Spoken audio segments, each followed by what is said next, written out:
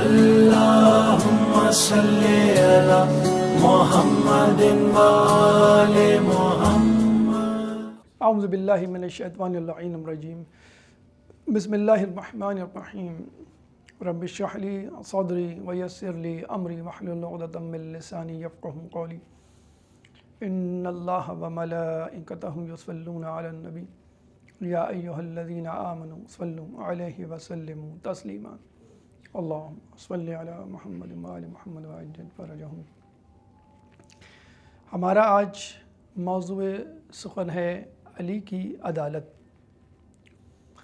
عدالت کے حوالے سے اگر ہم تعریف کریں عدل کی تو چیزوں کو اپنی جگہ پہ رکھنا، چیزوں کو اپنی جگہ پہ دیکھنا، چیزوں کو اپنی جگہ پہ پرکھنا.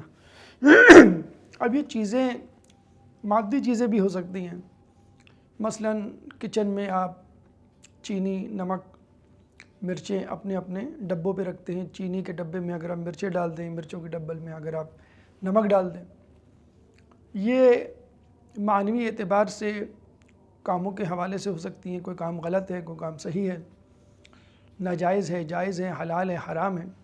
بہت وسیع پیمانے پر لفظ عدل استعمال ہوا کرتا ہے، اسلامی دائرہ کار میں بھی اور غیر اسلامی دائرہ کار میں بھی. عدل کی اہمیت کا اندازہ اس بات سے لگا لیجئے کہ اسلام میں گواہی کے لیے 2 عادل گواہ کی شرط ہے. 2 عادل گواہ یعنی وہ عدالت رکھتے ہوں اپنی طبیعت میں، اور عادل شخص وہ ہوتا ہے جو صحیح کو صحیح اور غلط کو غلط کہے، حلال و حرام میں تمیز کرے، واجبات کو انجام دے اور حرام سے اپنے آپ کو دور رکھے. حتیٰ کہ پیش امامت کے لیے پیش امام کا انتخاب اس شخص کے حوالے کیا جاتا ہے کہ جو عدالت رکھتا ہو اس کو ہی امام بنایا جائے گا. اسی طرح جب ہم مرجع تقلید کا انتخاب کرتے ہیں اجتہاد کے لیے، مجتہد بننے کے لیے، تو اس مجتہد کا عادل ہونا ضروری ہے. تبھی وہ اجتہاد کے مرتبے پہ فائز ہوگا اور تبھی وہ لوگوں کی رہبری کے قابل بنے گا. پھر ہم دیکھتے ہیں کہ دین کو 2 حصوں میں تقسیم کیا گیا ہے. دین کے دائرہ کار کو ایک اصول دین اور ایک فروع دین.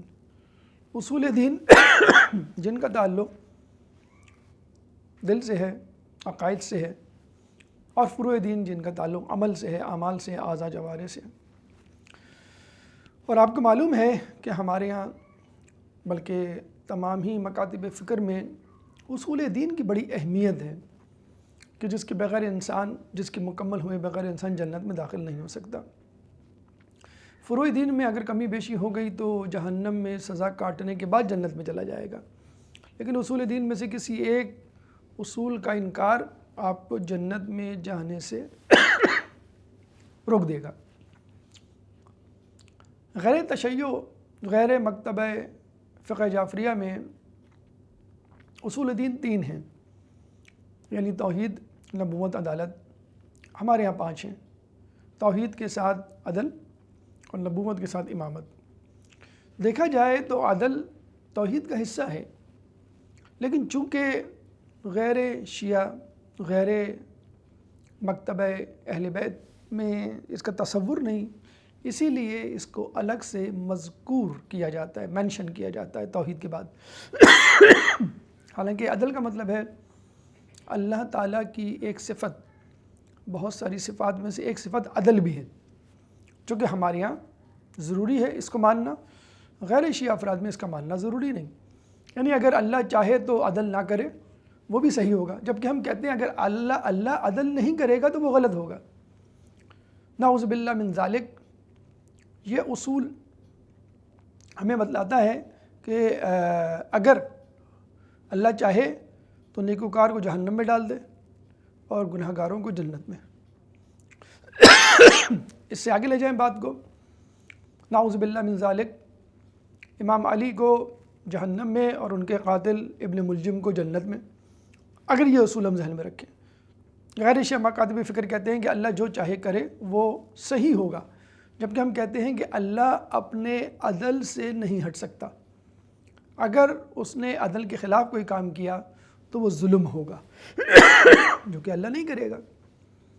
اسی لیے ہمارے ہاں عدل کو الگ سے مینشن کیا جاتا ہے، مذکور کیا جاتا ہے، تاکہ بتایا جا سکے کہ ہم اللہ کی صفات میں عدل کو ضروری قرار دیتے ہیں. اسی طرح نبوت نسبت رکھتی ہے، چولی دامن کا ساتھ رکھتی ہے ولایت یا امامت کے ساتھ. امامت کے بغیر نبوت مکمل نہیں. ہر نبی اپنا امام، اپنا وسیع، اپنا جانشین بنا کے اس دنیا سے جاتا ہے. تو یہ ہے اہمیت عدل کی اصول دین کے حوالے سے، کہ جس کے بغیر انسان کا عقیدہ مکمل نہیں ہوتا. آفاقی اعتبار سے اگر دیکھا جائے تو دنیا کی ہر شے، کائنات کا ہر ذرہ اس عدل پر کاربند ہے. چاہے وہ حیوانات ہوں، چاہے وہ نباتات ہوں، چاہے وہ جمادات ہوں. مثلاً ہم دیکھتے ہیں کہ اللہ تعالیٰ نے مختلف حیوانات کو مختلف صفات کے ساتھ پیدا کیا ہے. تو کبھی آپ یہ نہیں دیکھیں گے کہ وہ حیوان تو موجود ہے، اس کی وہ صفت غائب ہے. مثلاً شیر کے ساتھ بہادری جڑی ہوئی ہے، آپ کسی شیر کو بزدل نہیں دیکھیں گے.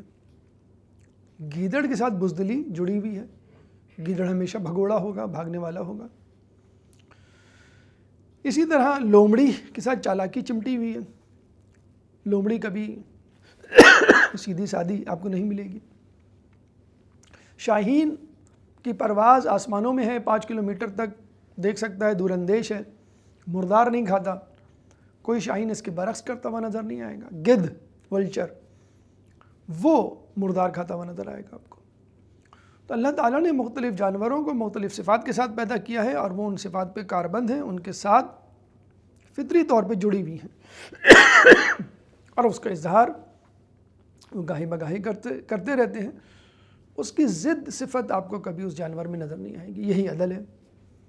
نباتات، آپ کبھی یہ نہیں دیکھیں گے کہ ٹماٹر کے پودے میں آلو اگائے، یا آم کے درخت میں امرود لٹکے ہوئے ہوں، یا آم کا جو ذائقہ ہے وہ امرود جیسا نظر آئے، یا ٹماٹر کا جو ٹیسٹ ہے وہ آلو میں نظر آئے. شدت میں کمی بیشی ہو سکتی ہے، کوئی آم میٹھا ہے، کوئی آم کم میٹھا ہے مثلا، لیکن ٹیسٹ کا جسے کہتے ہیں کہ انداز اور وہ پھل ویسا ہی رہے گا.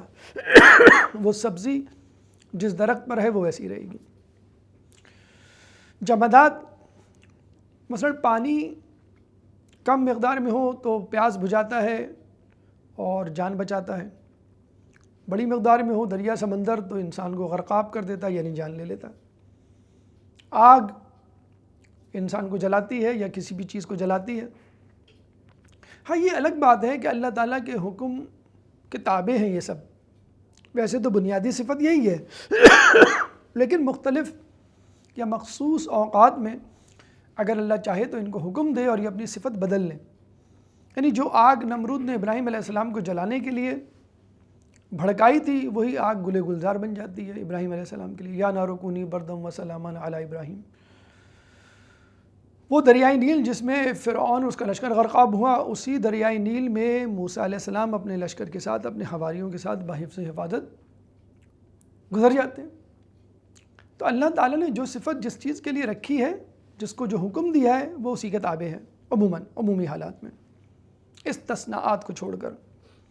اسی طرح دن نکلتا ہے، روشنی ہوتی ہے، اس کے بعد رات. کبھی رات دن سے پہلے نہیں آتی. اسی طرح سورج الگ ہے، چاند الگ ہے. سورج چاند کو نہیں پکڑ سکتا، چاند سورج کو نہیں پکڑ سکتا. لا الشمس ينبغي لها ان تدرك القمر ولا الليل سابق النهار وكل في فلك يسبحون.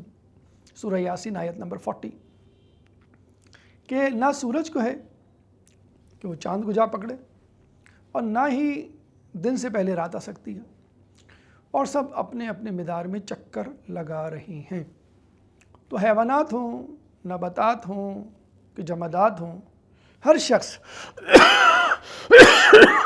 عدالت پر کاربند ہے. ایک مخصوص راستہ، ایک مخصوص صفت کے ساتھ، ایک مخصوص وظیفے کے ساتھ زندگی گزار رہے ہیں۔ ایک انسان ہے جو کبھی کبھی اپنے دائرہ کار سے منحرف ہو جاتا ہے، اپنی صراط مستقیم سے ہٹ جاتا ہے، گناہوں میں ملوث ہو جاتا ہے، ظلم کر بیٹھتا ہے۔ عرفا نماز کی حالتوں کو اس طرح دیکھتے ہیں کہ قیام میں انسان اپنے بشر ہونے کا ثبوت دیتا ہے اور سیدھا کھڑا ہے۔ انسان واحد مخلوق ہے پوری کائنات میں کہ جس میں یہ صفت موجود ہے، وہ کھڑا رہ سکتا ہے 2 ٹانگوں پر، جبکہ تمام جانور یا تو 4 پیروں پہ کھڑے ہوئے جھکے ہوئے یا پھر حشرات کی طرح زمین سے چمٹے ہوئے۔ تو اللہ کے سامنے جب انسان قیام کی حالت میں ہوتا ہے، خدا کی حمد و ثنا کرتا ہے، تو گویا اس کو یہ خیال آتا ہے کہ میں انسان تو ہوں، اشرف المخلوقات تو ہوں، کہیں میرا یہ گھمنڈ مجھے اللہ کے برابر، اللہ سے اوپر نہ لے جائے۔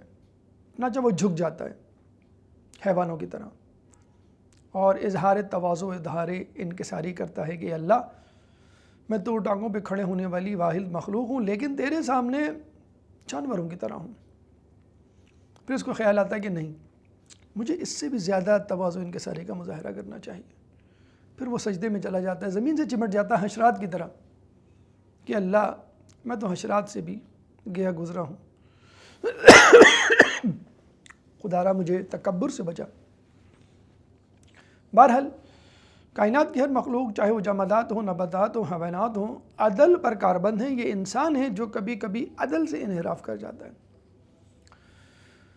چنانچہ ہر انسان کو چاہیے کہ وہ جمادات سے، حیوانات سے، نباتات سے سبق حاصل کرے اور عدل پہ قائم رہے۔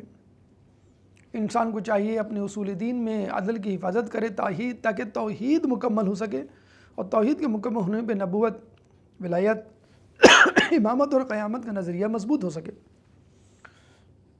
انسان کو چاہیے کہ نہ صرف یہ کہ خود عادل بنے کہ گواہی دینی پڑے تو گواہی دے سکے، پیش امامت کروانی پڑے تو پیش امامت کرا سکے، اور اگر مجتہد بنے تو لوگوں کی رہبری اور رہنمائی کر سکے۔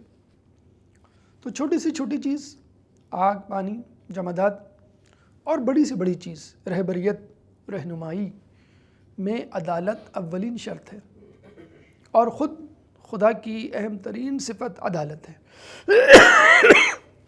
ویسے تو صفات الہی میں جب کہا گیا کہ اہم ترین صفت جس کی وجہ سے خدا ہے، تو بتایا گیا علم، لیکن یہ تو خود خدا کے لیے ہے۔ خدا سے لوگوں کو فائدہ اس وقت پہنچے گا جب خدا عدل کرے گا، یعنی ہر شے کو اس کی استطاعت، اس کے اعمال، اس کے وظیفے کے بدلے میں وہی حصہ دے، وہی جزا یا سزا دے جس کا وہ مستحق ہے۔ تو عدالت کا تعلق معاشرے سے ہے، آپ کے آس پاس کے لوگوں سے ہے، تاکہ لوگ آپ سے فائدہ اٹھا سکیں۔ عدالت معاشرے کے لیے اتنی زیادہ ضروری ہے کہ کہا جاتا ہے جسٹس ڈیلیڈ، جسٹس ڈینائڈ، یعنی تاخیر انصاف انکار انصاف کے مترادف ہے۔ اگر آپ نے انصاف میں تاخیر کی تو سمجھ لیجئے کہ آپ نے انصاف سے منہ موڑا۔ بہت افسوس کے ساتھ کہنا پڑتا ہے کہ پاکستان کی عدالتوں میں ہمارے کیسز مہینوں نہیں، سالوں، دہائیوں پر مشتمل ہو جاتے ہیں۔ بہرحال یہ اہمیت ہے عدالت کی، جس کی وجہ سے ہم یہ سمجھتے ہیں کہ یہ عدالت ہی ہے کہ جس کی وجہ سے یہ کائنات کا نظام چل رہا ہے۔ بلکہ مولا علی نے کیا خوبصورت قول کہا کہ حکومتیں کفر کے نظام پر تو قائم رہ سکتی ہیں، لیکن ظلم کے نظام پر نہیں۔ آج دیکھ لیجئے مغربی ممالک، امریکہ، یورپ یا کسی بھی جگہ جو ترقی کر رہے ہیں، وہ عدالت پر کاربند ہیں۔ ٹھیک ہے وہاں کفر ہے، اسلام نہیں، لیکن وہاں پر آپ کو کرپشن، جھوٹ، بددیانتی، غیر قانونیت، لا قانونیت، حرام یا ان کے حوالے سے لاقانونی نظر نہیں آئے گی۔ مسلمان ممالک میں جھوٹ، بددیانتی، کرپشن، ایک دوسرے کا حق مارنا، لالچ، ملاوٹ، یہ سب نظر آئے گی۔ حالانکہ اسلام کا نام یہاں زیادہ لیا جاتا ہے، وہاں کم لیا جاتا ہے یا نہیں لیا جاتا، لیکن ان کے معاشرے ترقی کی طرف گامزن ہیں، خوشحالی کی طرف گامزن ہیں، اور مضبوط معاشرہ قائم کیے ہوئے ہیں۔ اتنا مضبوط معاشرہ کہ اسلامی ممالک کے لوگ تڑپتے ہیں ان کی قومیت، ان کی نیشنلٹی حاصل کرنے کے لیے۔ اب آئیے ہم قرآن کی طرف چلتے ہیں، قرآن سے پوچھتے ہیں کہ یہ کتنا زیادہ ضروری ہے، یعنی گواہی دینا، عدالت کا اظہار کرنا۔ اللہ تعالیٰ سورہ نساء آیت نمبر 135 میں فرماتا ہے، یا ایھا الذین آمنوا کونوا قوامین بالقسط شہداء للہ، اے ایمان والو اللہ کے لیے گواہی دو، ولو علی انفسکم او الوالدین والاقربین، چاہے وہ خود تمہارے لیے ہو، تمہارے اوپر ہو، تمہارے والدین کے حوالے سے ہو یا تمہارے رشتہ داروں کے حوالے سے۔ یعنی تمہیں گواہی دینی پڑے گی، حق کا اظہار کرنا پڑے گا، سچ بولنا پڑے گا، چاہے تمہارے اوپر ضرب پڑے، تمہارا نقصان ہو رہا ہو، چاہے تمہارے والدین خطرے میں ہوں، چاہے تمہارے رشتہ داروں کو خسارہ ہو، ہر صورت میں irrespective of the worldly gain or loss تمہیں خدا کے لیے گواہی دینی ہے۔ رسول اکرم صلی اللہ علیہ وآلہ وسلم مولا علی کے لیے فرماتے ہیں کہ تم میں بہترین قضاوت کرنے والا علی ہے، اور ہم سمجھتے ہیں لوگوں پہ حکمرانی کرنے کے لیے سب سے اہم چیز عدالت ہے، عدل ہے۔ جیسے ہم نے کہا کہ اللہ تعالیٰ کی صفت اعلیٰ یقیناً علم ہے، لیکن کائنات کے حوالے سے عدل، کیونکہ اس سے لوگوں کو فائدہ، کائنات کو فائدہ ہے۔ چنانچہ ہم سمجھتے ہیں کہ لوگوں کا حکمران، لوگوں کا حاکم، اس کو ہونا چاہیے کہ جو عادل ہو، عادل ترین ہو۔ چنانچہ جب رسول اللہ نے یہ کہہ دیا کہ تم میں بہترین فیصلہ کرنے والا علی ہے، تو ہم یہ سمجھتے ہیں کہ رسول اللہ کا بہترین جانشین علی کو ہونا چاہیے۔ علی فرماتے ہیں ایک دفعہ میں یمن جا رہا تھا، میں نے رسول اللہ سے درخواست کی، یا رسول اللہ میرے لیے دعا کیجیے گا کہ اللہ مجھے کامیابی اور کامرانی عطا فرمائے۔ رسول اللہ نے کہا، یا اللہ علی کی زبان اور علی کے ہاتھ کو ثابت قدم رکھ۔ مولا فرماتے ہیں کہ اس دن کے بعد سے کبھی دو آدمیوں کے درمیان فیصلہ کرنا میرے لیے مشکل نہیں رہا۔ یعنی اللہ کے رسول علی کے لیے دعا گو بھی ہیں اور حامی بھی ہیں کہ بہترین عدل علی کے ہاتھ ہوتا ہے۔ اور پھر علی نے ثابت بھی کیا کہ علی کا عدل بلا تفریق، رنگ و نسل، مذہب و ملت، سب کے لیے یکساں ہیں، بلکہ خود اپنے لوگوں کے لیے نہیں، غیر لوگوں کے لیے بھی علی کا عدل مثالی تھا کہ کسی کو اختلاف نہ تھا۔ خود علی کی زبانی، علی نے فرمایا اگر مسند قضاوت بچھا دی جائے تو میں زبور والوں کو زبور سے، توریت والوں کو توریت سے، انجیل والوں کو انجیل سے، اور قرآن والوں کو قرآن سے فیصلہ کر کے دوں گا، اور کسی کو اختلاف نہیں ہوگا۔ اور حقیقت کسی کو اختلاف نہیں تھا، بلکہ ہم یہاں تک کہیں گے کہ علی کی عدالت اتنا نقطۂ عروج پر تھی تو کہ غیر تو غیر اپنے بھی سہم جاتے تھے کہ ہم سے کوئی غلطی نہ ہو جائے، کیونکہ علی کی نظر سب کے لیے یکساں ہے، علی کا تازیانہ سب کے لیے یکساں ہے۔ چنانچہ ہم دیکھتے ہیں کہ علی کی اولین بیعت کرنے والوں میں سے دو افراد علی سے ملنے کے لیے آتے ہیں۔ پس پردہ ان کا رجحان، ان کی نیت یہ تھی کہ ہم علی سے کچھ منصب مانگیں گے تاکہ اپنی بیعت کا صلہ لے سکیں۔ جب وہ آئے تو علی نے کہا کہ تم اپنے ذاتی کام کے لیے آئے ہو یا حکومتی کام کے لیے؟ انہوں نے کہا ہم حکومتی کام کے لیے آئے ہیں۔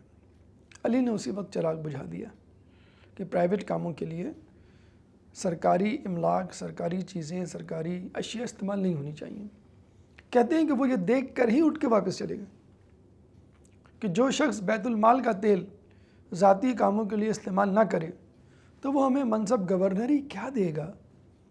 پھر ہم دیکھتے ہیں کہ یہی دو افراد جنگ جمل میں نہ صرف خود تلوار ہاتھ میں لیے علی کے خلاف کھڑے ہوتے ہیں بلکہ اور لوگوں کو بھی اکساتے ہیں، ترغیب دلاتے ہیں کہ وہ علی کے خلاف جنگ کریں۔ تو یہ علی کا عدل تھا جس کی وجہ سے غیر علی کے دشمن بنے، اور ایسے دشمن بنے کہ تلوار لے کے علی کے سامنے آ کھڑے ہوئے۔ پھر گھر والے اقربا بھی علی کے عدل سے نہیں بچ سکتے تھے اور زد میں آتے آتے بچے۔ مثلاً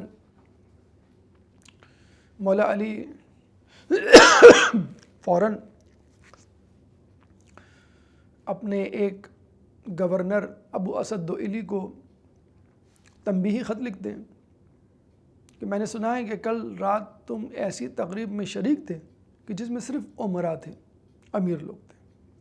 یعنی وہ نہیں چاہتے تھے کہ ایک گورنر ایسے لوگوں میں اٹھے بیٹھے جو فقط دنیا پرست ہوں، دنیا دار ہوں، کہ اس کا رجحان ان کی طرف نہ ہو جائے۔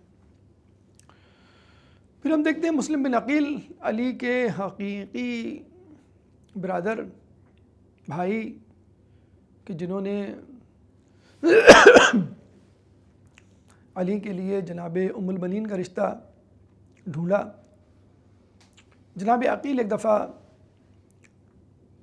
مولا علی کو اپنے گھر دعوت دیتے ہیں اور علی دعوت میں دیکھتے ہیں کہ حلوہ رکھا ہوا ہے جو عموماً عام دنوں میں نہیں ہوتا۔ تو مولا علی نے کہا کہ یہ حلوہ کہاں سے آیا؟ تمہیں جو بیت المال سے مال ملتا ہے اس میں تو میرے خیال سے تمہاری اتنی گنجائش نہیں ہونی چاہیے کہ تم حلوہ پکا سکو۔ تو جناب عقیل ابن ابی طالب نے جواب دیا کہ جب میں نے آپ کو دعوت دی تھی اس دن سے 1 درہم بچانا شروع کر دیا تاکہ آپ کے لیے شایان شان حلوہ تیار کر سکوں دعوت کے لیے۔ مولا علی نے یہ کہہ کر کہ اس کا مطلب یہ ہوا کہ تمہارا بیت المال کا وظیفہ 1 درہم زیادہ ہے، 1 درہم کم کر دی۔ یہ ہے علی کی عدالت۔ علی اپنی بیٹی ام کلثوم علیہ السلام کو گلوبند پہنا ہوا دیکھتے ہیں۔ غصہ آتا عید کے دن، پوچھتے ہیں گلوبند کہاں سے آیا؟ آپ جواب دیتی ہیں کہ میں نے بیت المال کے مامور سے یہ گلوبند ادھار لیا ہے۔ آپ نے فوراً بیت المال کے نگران کو طلب کیا تو اس نے اس بات کی تصدیق کی، ہاں جناب ام کلثوم نے یہ بیت المال سے مجھ سے ادھار لیا ہے۔ مولا علی نے کہا کہ اگر یہ تصدیق نہ کرتا تو تم بنی ہاشم کی پہلی خاتون ہوتی جس کا ہاتھ کاٹا جاتا۔ اتنا سخت رویہ اپنے گھر والوں کے لیے۔ کہیں سے شہد آتا ہے مسلمانوں میں تقسیم ہونے کے لیے، لوگوں میں تقسیم ہونے کے لیے، ظاہر سی بات ہے اس میں اہل بیت خود علی کا گھرانہ بھی شامل۔ تقسیم ابھی نہیں ہوا، شہد پڑا ہوا ہے، بھوک لگی غالباً امام حسن علیہ السلام کو تھوڑا سا شہد لے لیا، یہ سوچ کے کہ جب ہمارا حصہ آئے گا تو میں واپس لوٹا دوں گا، گھر میں تو ہمارا ہی رہے گا، کہیں جانا تو نہیں ہے۔ مولا علی نے جب پوچھا تو انہوں نے کہا کہ میں نے اس نیت سے لیا کہ میں لوٹا دوں گا کیونکہ ہمارے گھر تو آئے گا۔ تو مولا علی رونے لگے اور اللہ تعالیٰ سے دعا کی، اے اللہ حسن کو معاف فرما دے کہ اس کو نہیں معلوم تھا۔ یہ ہے علی کی عدالت۔ جناب عقیل ابن ابی طالب ایک دفعہ مولا علی سے قرض لینے کے لیے آتے ہیں، نابینا تھے۔ مولا علی ان کے ہاتھ میں آگ میں تپی ہوئی سلاخ پکڑا دیتے ہیں، ان کا ہاتھ جل جاتا ہے۔ وہ کہتے ہیں مولا آپ قرض کے بدلے میرا ہاتھ آگ سے جلا رہے ہیں۔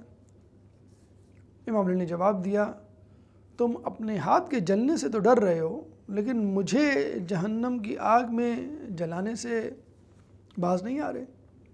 یعنی میں تمہیں خدا نخواستہ قرض دے دوں گا تو گویا نعوذ باللہ من ذالک جہنم کی آگ میں چلا جاؤں گا۔ اتنی احتیاط، حالانکہ قرض مانگ رہے تھے، وہ کوئی اضافی رقم نہیں مانگ رہے تھے ہمیشہ کے لیے بغیر نیت قرض کے. تو یہ تھا علی کا رویہ. اور صرف یہ لوگوں کے لیے نہیں تھا، یعنی گھر والوں کے لیے، اقربا کے لیے، دوستوں کے لیے، دشمنوں کے لیے، خود اپنے اوپر بھی علی نے سختی سے عدالت کاربند کی ہوئی تھی. وہ یہ فرماتے تھے کہ اگر مجھے اس خلافت کے بدلے چونٹی کے منہ میں موجود جو کا چھلکا چھین لینے کا کہا جائے تو میں نہ چھینوں. چونٹی کے منہ میں جو کا چھلکا، آپ اندازہ لگائیے، اس تک کو لینا گوارا نہیں. اتنی چھوٹی سی کرپشن مولا علی کے لیے گوارا نہیں کہ وہ اس خلافت سے کچھ لیں. مولا علی جب حاکم بنے اور کوفہ داخل ہونے لگے تو داخل ہونے سے پہلے اپنے ایسیٹس ڈکلیئر کیے. آپ سنتے ہوں گے پاکستان میں جیسے انتخابات ہوتے ہیں تو الیکشن جو کینڈیڈیٹ ہوتے ہیں ان کو کہا جاتا ہے بھئی آپ اپنے اثاثے، اپنے ایسیٹس ڈکلیئر کریں. تو مولا علی کا ایسیٹ کیا تھا آپ اندازہ لگائیے. مولا علی کوفے میں داخل ہوتے ہیں، کہتے ہیں کہ اے کوفے والو، اگر میں اس لباس اور اس سواری سے زیادہ کچھ لے کے تمہارے شہر سے نکلوں تو سمجھ لینا میں نے تمہارے مال میں خیانت کی ہے. یعنی گھوڑا اور سواری گھوڑا اور لباس، یہ مولا علی کے ایسیٹس تھے جو ضروریات زندگی میں شامل ہیں. مولا علی کا گھر جس کی آپ زیارت کرتے ہیں جب کوفہ جاتے ہیں تو وہ دراصل ان کی بہن کا گھر تھا، ان کا اپنا ذاتی گھر نہیں تھا. تو مولا فرماتے ہیں حکمران جب داخل ہو اپنے ملک، شہر، اپنی کرسی پہ بیٹھنے کے لیے اپنے ایسیٹس ڈکلیئر کرے اور یہ لوگوں کو یہ کہہ دے اس سے زیادہ کے ایسیٹس نہیں ہونی چاہیے. پاکستان کے حکمران، مسلمان دنیا ممالک کے حکمران خود دیکھیں ان کے پاس کتنے ایسیٹس ہیں. اس بات کا اعتراف کہ واقعی علی حق پر رہے، علی نے عدالت کی، علی نے انصاف کیا. خلیفہ اول فرماتے ہیں خدا مجھے وہ دن نہ دکھلائے کہ جب ابو الحسن موجود نہ ہوں اور میں کسی مشکل میں گرفتار ہوں. خلیفہ دویم فرماتے ہیں لولا علی لہلک عمر، کہ اگر علی نہ ہوتے تو عمر ہلاک ہو جاتا. اور ایک مرتبہ نہیں 72 مرتبہ یہ جملہ ارشاد فرمایا. خلیفہ سویم جب باغیوں میں گھر جاتے ہیں تو مولا علی کی طرف اپنا غلام بھیجتے ہیں اور کہتے ہیں کہ مجھے اس مشکل سے نکالیے. تو مولا فرماتے ہیں کہ تم مشورہ تو مجھ سے لیتے ہو اور عمل مروان کے مشورے پہ کرتے ہو. تو خلیفہ اول ہوں، خلیفہ دویم ہوں، خلیفہ سویم ہوں، تینوں کے تینوں خلفاء مولا علی کے در پر اپنی مشکلات کو حل کرنے کے لیے ہمیشہ تیار رہتے. یہی وجہ ہے کہ علی کے بارے میں کہا جاتا ہے کہ انہوں نے اپنے دور میں ناظر القضایا قائم کی تھی، یعنی اپیل کورٹ. اگر آپ مطمئن نہیں ہیں عدالت کے فیصلے سے تو آپ ہائر عدالت میں جا سکتے ہیں اور اپیل کر سکتے ہیں کہ میں اس فیصلے سے مطمئن نہیں ہوں. تو علی کی عدالت گویا ایک اپیل کورٹ تھی اور اس کو سب مانتے تھے بشمول خلیفہ حاکم. خود خلیفہ دویم کا یہ کہنا ہے کہ مسجد میں، محفل میں اگر علی موجود ہوں تو علی کے سوا کسی اور سے فیصلہ نہ کروانا، بلکہ خود ان کو مشکل ہوتی تو وہ علی سے فیصلہ کرواتے. خود علی کے گھر، علی مسجد میں جا کر علی کے سامنے بیٹھ کر اس فیصلے کو سنتے اور اس کو نافذ کرتے. جاج جردوق ایک عیسائی لبنانی محقق تاریخ دان علی پر 5 جلدوں پر مشتمل کتاب لکھی جس کا ترجمہ ندائے عدالت انسانیت، وائس آف ہیومن جسٹس. مسودہ لے کر جب وہ ناشر کے پاس پہنچا تو اس نے کتاب چھاپنے سے انکار کر دیا کہ کتاب کون پڑھے گا، تم عیسائی ہو اور مسلمان کے لیے کتاب لکھی ہے، نہ مسلمان کتاب پڑھیں گے کہ تم عیسائی ہو، نہ عیسائی پڑھیں گے کہ تم نے مسلمان کے لیے کتاب لکھی ہے، پر کتاب لکھی ہے. چنانچہ تھکا ہارا مسودہ ہاتھ میں لے کے گرجا گھر میں داخل ہوتا ہے، سوچوں میں گم ہوتا ہے. راہب موجود ہوتا ہے، راہب پوچھتا ہے کہ خیریت تمہیں کیا ہوا؟ اس نے کہا میں نے علی پر کتاب لکھی ہے اور اس کو چھاپنے کے لیے کوئی تیار نہیں، نہ میرے پاس اپنے پاس اتنے پیسے ہیں. جب علی کا نام سنتا ہے تو وہ راہب اچھل جاتا ہے اور کہتا ہے کہ ارے یہ تو وہ شخص ہے کہ جس نے رسول کے بعد سب سے زیادہ عدل قائم کیا اور ہم عیسائیوں اور دیگر افراد یہودیوں اور زرتشیوں کو انصاف فراہم کیا. تم اس کتاب کو چھاپو، اس کا پیسہ میں دوں گا. اور کتاب چھاپی گئی، اس کا پیسہ اس راہب نے برداشت کیا اور اس کتاب کے چھپنے کے بعد اس کے منافع کو بھی لینے سے انکار کیا۔ راجیو گاندھی انڈیا کے فرماتے ہیں کہ جب ان کی حکومت بنی، میرے کابینہ میں موجود افراد اس خط کے مسودے پر آدھا بھی عمل کر لیں کہ جو مولا علی نے مالک اشتر کو لکھا جب وہ مصر کے گورنر بنے، تو ہم سمجھتے ہیں کہ اپنی حکومت کو کامیابی کے ساتھ چلا لیں گے۔ بس عزیزان گرامی، مولا علی کا اس قول پہ اپنی گفتگو کو تمام کرتے ہیں کہ حکومتیں کفر پہ تو قائم ہو سکتی ہیں، ظلم پہ نہیں۔ اس کے بعد مولا علی نے اپنے دور میں کیا کیا قانون سازیاں کی، مولا علی نے اپنے دور میں کیا مشکل فیصلوں کے جسے کہتے ہیں کہ مسئلوں کے مشکل فیصلے صادر فرمائے، چٹکی بجاتے مسائل کو حل کیا، اور خود ہماری زندگی اس طرح کیسے گزر سکتی ہے کہ ایک عادلانہ نظام قائم ہو سکے۔ اللہ تعالیٰ سے دعا ہے کہ ہمیں عدالت علی پر چلنے کی توفیق عطا فرما۔ اللہ سے دعا ہے کہ ہمیں عدالت علی کو اپنی زندگیوں میں جاری و ساری کرنے کی توفیق عطا فرما۔ جو پریشان حال ہیں ان کی پریشانی کو دور فرما، جو بے روزگار ہیں ان کو رزق حلال عطا فرما، جو رزق حلال کما رہے ہیں ان کے رزق حلال میں برکت عطا فرما، جو پریشان حال ہیں ان کی پریشانی کو دور فرما، جو مقروض ہیں ان کے قرضوں کو ادا فرما، جو زندان میں ہیں ان کو رہائی عطا فرما، جو سفر میں ہیں ان کو منزل پر پہنچا، جو گمشدہ ہیں ان کو ان کے پیاروں سے ملا۔ کرونا جیسی متعدی بیماری سے ہم سب کو محفوظ فرما۔ دنیا میں جہاں جہاں مسلمان ظلم و ستم کا نشانہ بنے ہوئے ان سے ظلم و ستم کو دور فرما۔ امام کے ظہور میں تعجیل فرما، ہمیں ان کے انصار و اعوان میں شامل فرما۔ ربنا تقبل منا انک انت السمیع العلیم وتب علینا انک انت التواب الرحیم برحمتک یا ارحم الراحمین۔ اللهم صل على محمد وآل محمد